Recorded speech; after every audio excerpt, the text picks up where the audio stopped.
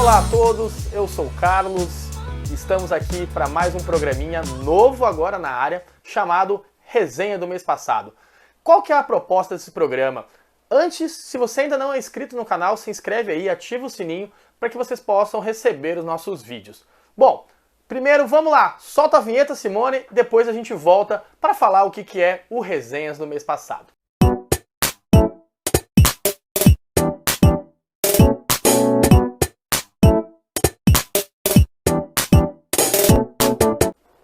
Depois dessa vinheta maravilhosa, o que é o Resenhas no Mês Passado, pessoal? A galera aqui do Yellow Talkcast se reuniu, cada um na sua casa, e resolveu fazer um programa especial sobre as melhores leituras que nós fizemos no mês passado. Claro, né, você deve se perguntar, pô, mas já estamos no final de outubro. Sim, minha gente, leva tempo para editar vídeo, leva tempo para conseguir que todo mundo mande os vídeos e leva tempo também para gravar esse programa para vocês.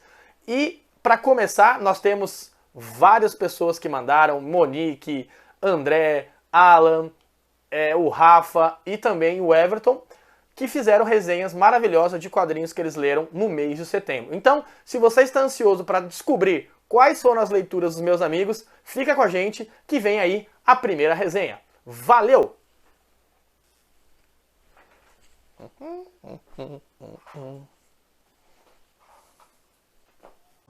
Olá pessoal, eu sou o Alan e vou listar aqui os 3 melhores quadrinhos que eu li no mês de setembro. Eu geralmente não faço muitas listas do que gostei ou não gostei, mas adorei essa iniciativa da galera do Yellow Talk para falar sobre uma seleção dedicada às melhores leituras que a turma fez e vai fazer mensalmente. Essas então são as minhas escolhas pessoais dos melhores quadrinhos que eu li em setembro de 2022. E dessa vez eu acabei escolhendo quadrinhos mais fora do mainstream possível. Eles aqui têm um pouco de guerra, crime, investigação e política, é claro. Então vamos lá para começar. Eu vou falar do material lançado pela editora Tortuga, Dois Generais. É uma história em quadrinho totalmente fora dos padrões que a gente está acostumado a ver. E principalmente fora do padrão do que a gente conhece do próprio tema, que é a Segunda Guerra Mundial. Ele trata dos dias que se antecederam à invasão da Normandia lá no dia D e alguns dias depois também. Escrita pelo neto de um dos personagens, a história se baseou nas cartas que seu avô escrevia durante a guerra. É uma história sensacional e você não espera de verdade como ela é contada. Ela lembra bastante o seriado Band of Brothers. Como ela é baseada numa história real, com personagens que realmente existiam, ela vai te impactar bastante. Ela é toda num tom sépia, tá? E o que eu achei muito interessante é que ela tem tons de vermelho para pontuar as cenas de tensão e morte. O quadrinho traz muitos fatos interessantes que eu nunca havia prestado atenção. Inclusive conta a história de uma divisão do exército canadense que usava bicicletas para invadir o campo inimigo. Uma escrita fluida que faz com que a leitura seja rápida. Quando você se pega, já está voltando para ver detalhes da história. É um quadrinho que está disponível na Amazon. Eu aconselho seriamente que você deixe no seu carrinho para aproveitar aquela boa e velha promoção. A segunda edição que eu trago para vocês é Noir, Contos Sombrios de Golpes e Assassinatos, lançada originalmente pela Dark Horse lá na gringa e que chegou aqui no Brasil pela editora Script. A edição traz histórias de Brian Azzarello, Jeff Lemire, Ed Brubaker, Sean Phillips e outros grandes nomes do quadrinho. A HQ traz histórias no estilo noir, que são crimes que precisam ser desvendados. E como são histórias curtas, eu morro de medo de contar alguma coisa que não deveria atrapalhar a tua experiência na leitura. São histórias que mudam de ambiente todo momento e que muitas vezes apresentam tons diferentes entre si. Tem história que é um pouco mais puxada para o lado sexy, outra para mistério, uma com dose de romance, ficção científica, crimes e tudo mais que o noir pode apresentar na questão de investigação policial. Tem até um conto ilustrado que é o puro suco do noir, onde tem um narrador que te conta a história exatamente como aqueles filmes da década de 40. E o interessante é que essa edição traz personagens diversos, que vão desde um casal de velhinhos até um imigrante que estava no local errado e na hora errada. As histórias são elencadas de uma forma em que você sente quando está iniciando o livro e quando vai para o seu final. Essa é a minha segunda dica, que traz 3 histórias onde você encontrará vigaristas mortais e detetives amargurados convergindo para femme fatales e assassinos acidentais, todos retratados em preto e branco pelos mestres da nona arte. E para encerrar o vídeo eu trago uma edição que bateu o recorde, pelo menos de maior título da minha coleção. Andei por entre as frestas e te trouxe flores, pedras e algumas miudezas. Quadrinho lançado pela editora Mino e um quadrinho totalmente desconstruído, criado pelo Paulo Cumbrim. É um quadrinho muito bonito, cheio de metáforas, metalinguagem e miudezas que tornam essa não só uma leitura, mas uma experiência. O jeito que Kurumbin constrói as narrativas dessas páginas aqui, ó, é no mínimo interessante. Você vai com certeza precisar ler mais de uma vez para poder pegar todos os detalhes e entrelinhas. E olha que não são poucas, hein? Você vai se deliciar com toda certeza.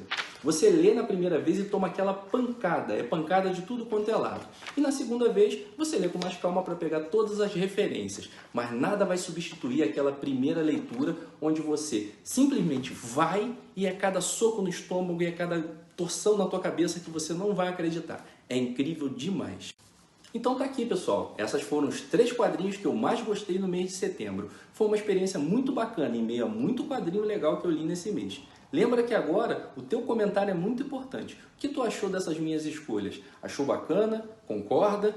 Tu discorda de algum título desses que não deveria estar nas melhores leituras de setembro? Conta pra gente, eu quero que você dê a sua opinião. Comenta aqui embaixo quais foram as suas melhores leituras do mês de setembro. O que tu leu, o que tu mais curtiu? Eu vou procurar cada um desses comentários e no mínimo dar um coraçãozinho para cada um e tentar conhecer caso eu não tenha lido ainda. Então é isso, pessoal. Até breve, até o próximo vídeo e tchau! E aí, eu sou o Erdo e queria falar um pouquinho das minhas melhores leituras do mês de setembro. Começando por Terra dos Filhos, do Jeep, publicada aqui no Brasil pela editora Veneta. Essa é uma história do mundo pós-apocalíptico que conta a história de um pai cuidando de 2 filhos. Esses meninos não sabem o que é amor, não sabem o que é carinho. Então é um pai muito duro, é um pai que não sabe muito bem tratar os filhos, ele não sabe se comunicar, ele apenas manda e o filho tem que obedecer. E por conta disso, as crianças acabam não sabendo como lidar com o que elas sentem. Então muitas vezes você vê elas não tendo empatia pelo próximo, você vê elas não sabendo tratar outras pessoas. Então muitas vezes são muito violentos com as pessoas, muitas vezes mesmo. É porque é um mundo pós-apocalíptico, então vai ter esse tipo de coisa mesmo, né? E é legal você ver o impacto que isso tudo tem na história, porque como é um mundo pós-apocalíptico, então você imagina que é totalmente caótico. Então sempre vai ter casos difíceis de se lidar, principalmente quando essas crianças estão sozinhas, que... não vamos dizer que é criança, são adolescentes, vai. Mas eles começam a ter que lidar com isso sozinho e é muito difícil para eles, e eles não começam a lidar com o mundo lá fora e essas coisas, como o pai era super protetor nesse quesito, não deixar as crianças terem contato e não saber como se comunicar com as crianças, eles não sabem lidar com nada disso. E é uma história muito boa. A arte do Jeep é lindíssima, é uma arte totalmente no grafite e, cara, isso aqui é muito bom de se ler. Depois Pílulas Azuis, que é uma releitura pra mim, que é um quadrinho que eu já li faz muito tempo já, e é um dos meus quadrinhos preferidos da vida, sabe? É uma história autobiográfica do Frederick Peters, foi publicada aqui pela editora Nemo, que também é uma editora que eu mais gosto também, porque acho que tudo que a Nemo traz acaba sendo gostoso de se ler, sabe? Sempre tem um conteúdo a mais e muitas vezes muito informativo também. Nessa história aqui a gente vai conhecer a história do Frederick, quando ele conheceu a Kate. E é interessante nessa história você ver todo como eles começaram a se conhecer. Depois disso você descobre que a Kate ela é diagnosticada com HIV e ela também tem um filho que também tem a doença. É interessante você ver eles lidando com a situação como casal. Todo casal tem relações sexuais e o Frederick ele tem aquele, tanto ele quanto ela tem esse medo de acontecer da camisinha estourar ou deles não poderem se soltar dessas amarras, né, que com um casal você não pode se soltar com a pessoa porque você tem medo de passar essa doença para a pessoa, para o seu parceiro no caso. É interessante você ver a relação deles, que é uma relação muito bonita, o amor que ele tem entre os dois é muito bonito. E também é legal você ver também a relação dele com o filho, porque por o filho não ser dele, ele acaba tendo dificuldade de como lidar com a criança, quando a criança vai encontrar o pai, ele se sente um pouco excluído às vezes pela criança. E é legal você ver também que aqui é uma história que eles abordam muito a doença, né? E você começa a conhecer mais sobre ela também. Porque o HIV é uma doença que ainda existe esse tipo de preconceito ainda com esse tipo de coisa. Porque tem pessoas que vê com alguém que tem HIV, ela sempre se afasta dela porque tem medo só de encostar, de acabar pegando, sabe? É quase como se fosse uma lepra, sabe? É legal você ver eles desmistificando esse tipo de doença na história.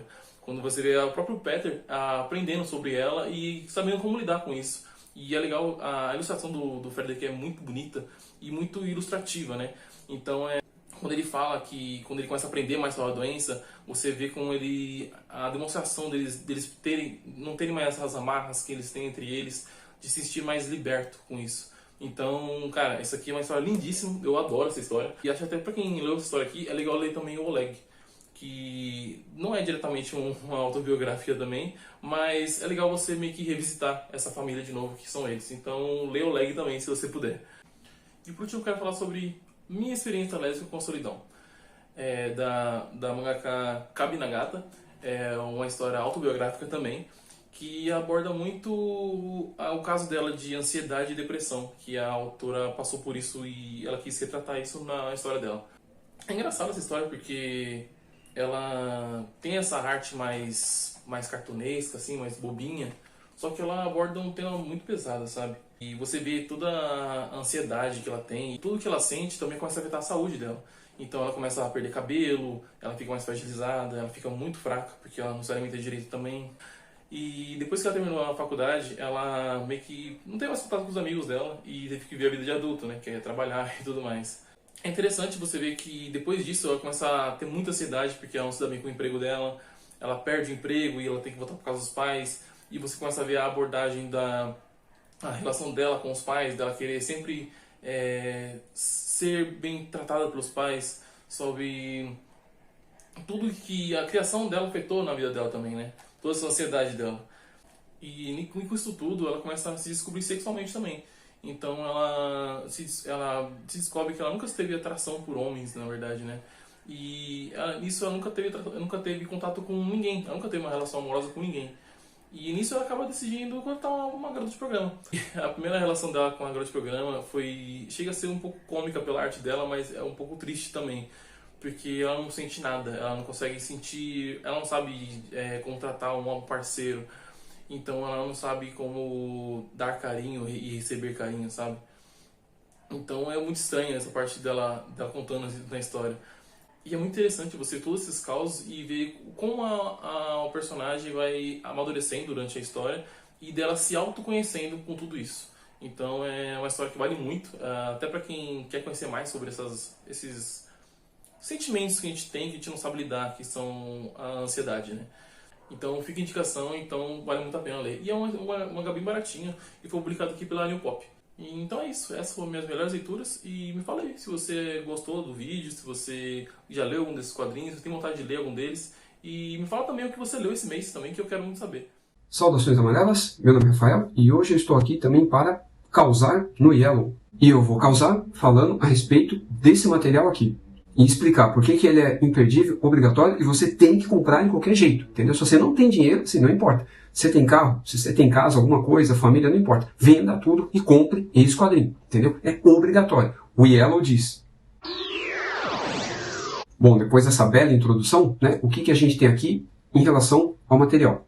Um pouco antes, né, do Neil Gaiman lançar o Sandman dele, ou pensar, né, da forma como o personagem e a mitologia, eles seriam conhecidos, né, atualmente, principalmente agora, né, depois de até uma série, né, muitos anos depois, 30 anos depois, né, a gente tem aí até uma série, o Edith Brecht, né, o filho do grande Alberto Brecht, um desenhista, né, principalmente, mas também um roteirista argentino, ele criou esse personagem aqui da série, né, que leva o mesmo nome, El Sueñero, ou o Sentinela dos Sonhos. Inevitavelmente, né, a gente acaba fazendo, hoje em dia, essa comparação, né? Apesar dele não ser o Sandman, não ter nenhuma relação, mas os temas ali trabalhados, né, a proposta ali relacionada à metalinguagem e outros temas caros, né, dentro do universo do Sandman foram abordados antes, né, aqui nessa história. Isso é algo até engraçado, né, mas não tem nada a ver relacionado a plágio, algo do tipo, como a gente costuma, né, a pensar dentro não só do universo da arte, mas da literatura também. Achar que pela ideia ser semelhante e pela proximidade, né, em que o material saiu, né, perto do outro, a gente acha que, né, ou acredita que um autor acabou roubando, né, a ideia de outro. Mas isso está muito mais relacionado, né, a uma interpretação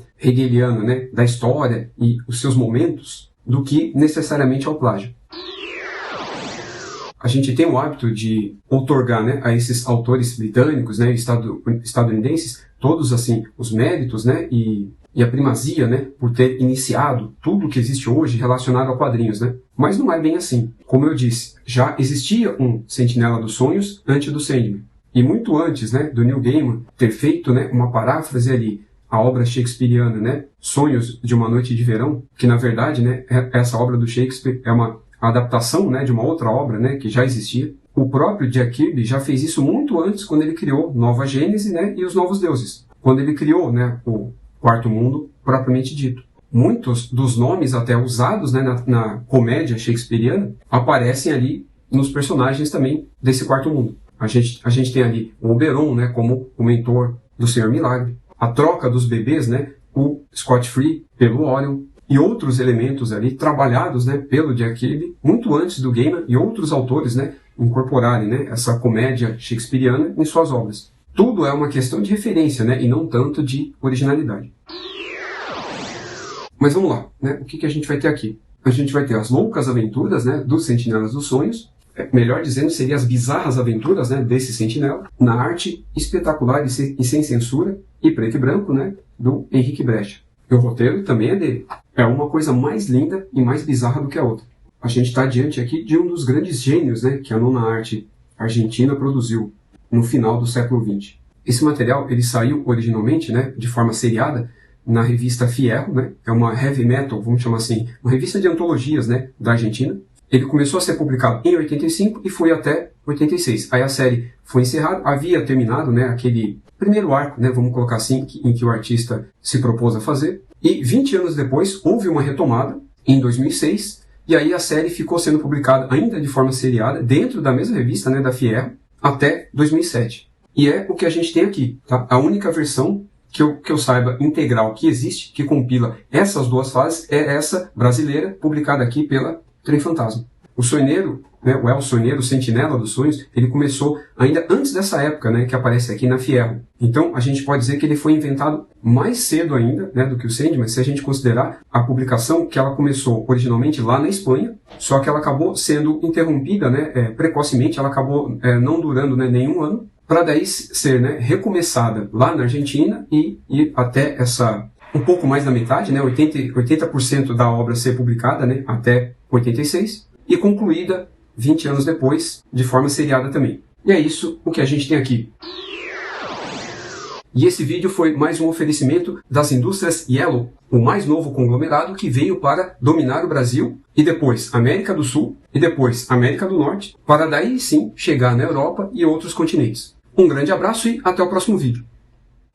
Olá, André do Master Nerd por aqui para falar um pouquinho sobre as principais leituras do mês passado. Rolou bastante coisa legal e a ideia é falar sobre algumas delas, além de recomendá-las aí para vocês. Então, pessoal, sem mais perder tempo, bora falar sobre a primeira, Aya e o Tempo, lançamento da editora Mino, da Janina de Luna e do Pedro Cobiaco.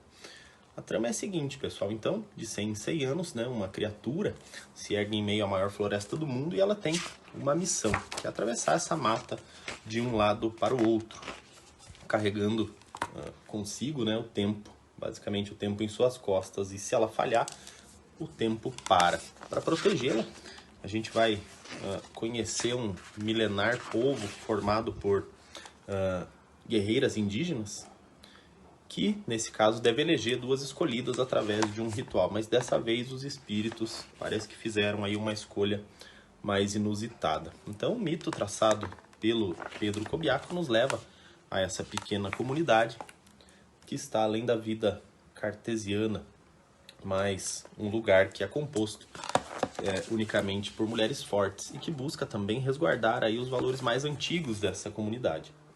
Além do tempo, que é o tema central da trama, temos também uma dupla formada por Aya e Kurema, que são escolhidas aí para carregar a promessa mais preciosa dessa comunidade. Essas duas figuras inusitadas que precisam, além de provar o seu valor para o povo, mas também descobrir que a verdade vai muito além daquilo que sabem. Junto a essa difícil missão, ainda precisam se provar como guerreiras e protetoras de sua cultura. Então, primeira dica, material nacional, capa dura, um material muito bem trabalhado, uma edição muito bonita da Mino. Segundo material que quero comentar é o Último Recreio, da Risco Editora. Aqui a obra de Carlos Trio e Horácio Altunia, fala sobre uma bomba, né, que mata apenas adultos e ela é detonada ao mundo, que agora acaba sendo entregue às crianças. Nessa estranha distopia, vamos acompanhar um grupo de jovens, né, lutando não apenas para sobreviver, mas também para compreender que o mundo sem ninguém para guiá-los. Então, Carlos Trio e Horácio Altunia contam nessa HQ, que foi lançado originalmente na forma seriada para essa revista espanhola chamada 1984, lá no início da década de 80, uma história com uma trama bastante polêmica, né? Então, temos aqui, após a explosão dessa bomba, um cenário povoado somente por crianças que precisam tomar suas decisões que vão além da sua ingenuidade e muitas vezes até da sua capacidade. Então essa história vai trazer várias descobertas sobre a infância desse grupo, né? Divulgando também as mais diversas formas de crueldade e violência daqueles que precisam sobreviver nesse mundo que se tornou tão ameaçador, onde não é permitido crescer. Aqui as crianças são expostas à fome, ao frio e às mais diversas situações terríveis e precisam se apegar no pouco que resta aí da sua infância para não perecer. Talvez uma crítica relacionada a essa obra seja a normalidade que as crianças tratam a ausência dos seus pais a partir do momento em que a bomba explode, né? E algumas conveniências do roteiro, mas nada que realmente venha atrapalhar esse material, que é um resgate histórico bem importante. Então vale tanto, lógico, por esse resgate, né, quanto o conjunto da obra como um todo. Tanto a arte quanto o texto são sensacionais e vale a pena conferir esse material, que está bem bacana também. Foi lançado pela editora Risco, segunda recomendação. E por último, mas não menos importante, Eternauta 1969, lançado pela Comic Zone, acredito que lá em 2019, mas que eu li apenas agora. Então aqui a gente vai acompanhar, né, uma invasão a Buenos Aires por uma raça extraterrestre conhecida como Eles. E ao longo da trama, que é repleta de reviravoltas e personagens incríveis, o protagonista, Juan Salvo, que é o cara que resiste aos alienígenas, vai acabar se transformando no Eternauta, né? Aquele que viaja no tempo e se torna aí o legatário final de toda a humanidade. Esse título, pessoal, é um remake, né, da obra originalmente escrita pelo Oesterheld, com arte até então do Francisco Solano Lopes. E aqui, nessa versão 1969, quem assume os desenhos é Alberto Breccia, que é conhecido, né, pelo seu trabalho monstruoso, fantástico, e com seu estilo cheio de surrealismo, de colagens, né, que a Comic Zone tem lançado bastante. Então o enredo da obra é bastante interessante, trata dessa invasão alienígena para dizimar toda a civilização, utilizando uma técnica que envolve aí uma espécie de neve com flocos mortais que, ao menor contato, promovem o terror e a morte, né, geral de todos aqueles que têm contato com essa neve. Nesse processo, pessoal, acompanhamos de perto um grupo liderado pelo Juan Salvo, que vai buscar essa salvação realmente diante dessa calamidade tamanha, né? Aqui o autor, além de trabalhar a ficção científica, tece críticas pesadas, né, ao regime ditatorial na sua metáfora. Ele e a sociedade da época talvez representem aqui os afetados por essa neve mortal. Afinal, também foram invadidos por um regime autoritário, né, que secretamente foi tomando conta da Argentina e da América do Sul como um todo, né? Então, vale também pelo resgate histórico, né, e pelo belíssimo material. Então, pessoal, essas são as dicas das últimas leituras, né, leituras lá do mês de setembro, e fica aí a recomendação para que vocês as leiam, né, e pesquisem um pouquinho a respeito de cada uma delas também. Então é isso. Valeu, se curtiram aí, curtam, né, comentem, contem a respeito da experiência de vocês com as leituras, e é isso. Fala galera, espero que vocês tenham gostado de todas essas resenhas, uma melhor que a outra. Eu queria que vocês comentassem aqui no final do vídeo, né, qual foi a resenha que você mais gostou e por que você mais gostou. E espero que vocês tenham gostado realmente.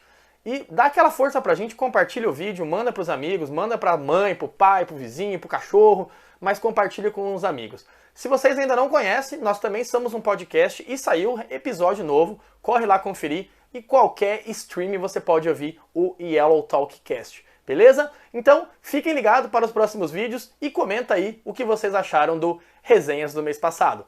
Valeu, galera, até a próxima!